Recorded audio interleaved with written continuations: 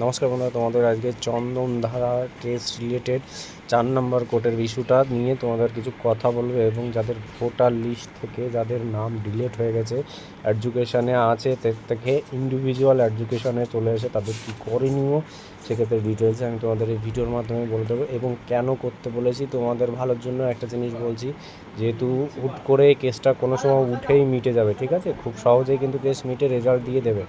এবং ভিআর মেডিকেলের আগে চাইবো যে তোমরা প্রতিটা ছেলে, যে কটা ছেলে আমার ইউটিউব চ্যানেলে আছো, কখনোই কারোর খারাপ চাই না, কোনো ছোটোখাটো ইনফরমেশান থাকলে তোমাদের দেওয়ার চেষ্টা করি এবং যাই হোক না কেন সব কিছু ডিটেলসে তোমাদের আগের থেকে সতর্কতা করে দিই।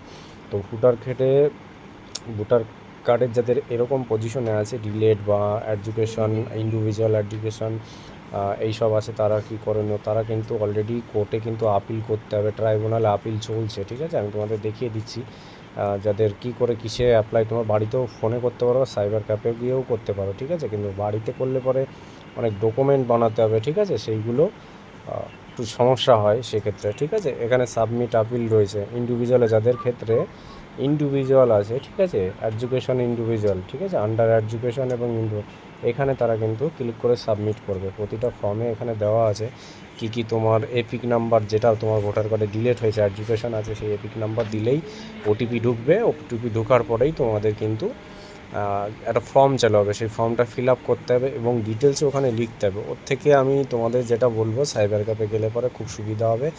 250 KB সম্ভবত ডকুমেন্টস করে জমা দিতে, আপলোড করতে হবে, ঠিক আছে। আর যাদের নাম ডিলিট হয়েছে তাদের আমি বলবো যে এখানে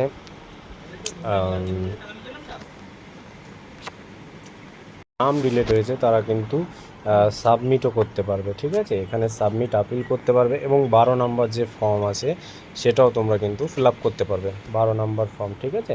12 নম্বর ফর্মও তোমরা কিন্তু সিলেক্ট করতে পারো। এবং তোমাদের যে কেসটা আছে সেই সম্পর্কে তোমাদের আমি বলে দিচ্ছি। যেহেতু চন্দনধারার কেসটা আমাদের 4 নম্বর বেঞ্চে ছিল, সেহেতু তোমরা অনেকেই দেখতে পাচ্ছ 2-4 দিন ধরে আমি তোমাদের গ্রুপে কস্ট লিস্ট দিচ্ছি না, ঠিক আছে। কেননা এখানে দাঁড়িয়ে যে জজ সাহেব আছেন দুজনে, মধু সুরেশ আর সম্ভবত প্রসেনজিৎ বিশ্বাস, ওই দুইজন, ওনাদের হয়তো কোনো রকম সমস্যা হয়েছে, ওই কোর্টটা বসছে না, ঠিক আছে। মেডিকেল হয়তো কোনো রকম ইস্যু হয়েছে, নাহলে প্রতিটা নোটিশ বেরোতো, হয়তো বসুক আর না বসুক, হয়তো মেডিকেল কোনো রকম সমস্যার ভিতরে যে কোনো একজন জজ সাহেবের শরীর অসুস্থতার কারণে হয়তো এরকম কিছু হতে পারে। সেই জন্য তোমাদের কিন্তু কস্ট লিস্টও দেখাচ্ছে না বা বেঞ্চ বসছেও না, লাইভও আসছে না, কোনো কিছুই হচ্ছে না, ঠিক আছে। আর এই কারণেই তোমাদের ভোটার কার্ড বা যা যা যা ডকুমেন্টস লাগে বা কী কারণে বলেছি তোমাদের কোড করার জন্য, যেহেতু কেসটা কিন্তু এখন একদম শেষ মুহূর্তের দিকে আছে তোমাদের। এখন যদি এই কেসটা যদি মিটে যায়, রেজাল্টটা সম্ভবত পাবলিশ হয়ে যাবে, এরপর জয়েনিং নিয়েও কিন্তু খুব তাড়াহুড়ো হতে পারে সম্ভবত, ঠিক আছে। যদি হয়ে থাকে সেক্ষেত্রে তোমাদের আগে যেসব ডকুমেন্টসগুলো নেই, ভুল বা ভ্রান্তি আছে, সেগুলো ঠিকঠাক করার চেষ্টা করবে। এবং যাদের ডকুমেন্টস আগের একটা ভিডিওতে বলে দিয়েছি, যাদের বার্থ সার্টিফিকেটের সমস্যা আছে তারা বার্থ সার্টিফিকেটের জন্য অ্যাপ্লাই করতে পারো, ঠিকঠাক কারেকশন করবে। আধার কার্ড যাদের আছে সেই সবও কারেকশন করবে। ভোটার কার্ডের যেটা আছে সেটা তোমাদের বলেই দিলাম, এগুলো কারেকশন করো। দেখো নিজের এসডিও, ভিডিও বা কোর্ট আপিল যেখানে কোর্টে হচ্ছে সেখানে খোঁজ লাগাও, বা অনলাইনে করলে সবথেকে বেস্ট তুমি ট্র্যাকিং করতে পারবে। তোমাদের দেখিয়ে দিচ্ছি, এখানে ট্র্যাকিংয়ের ব্যবস্থাও আছে। তুমি যখন সাবমিট করবে তোমার ফর্মটা অনলাইনে, তুমি কোন পজিশনে আছে সেটা তুমি দেখতে পারবে। দেখো না, সাবমিট আপিল ফর ইন্ডিভিজুয়াল, ঠিক আছে। এখানে এইটার ফর্ম তো যাদের এডুকেশনে আছে তারা কিন্তু এই যে ট্র্যাকিং আপিল বলে, এডুকেশন ইন্ডিভিজুয়াল আন্ডার এডুকেশন, এখানে তোমরা ট্র্যাক করতে পারবে তোমার ফর্মটা কোথায় আছে, কি হয়েছে, ফর্মের স্ট্যাটাস সব এখানে জানতে পারবে এইটাই, ঠিক আছে।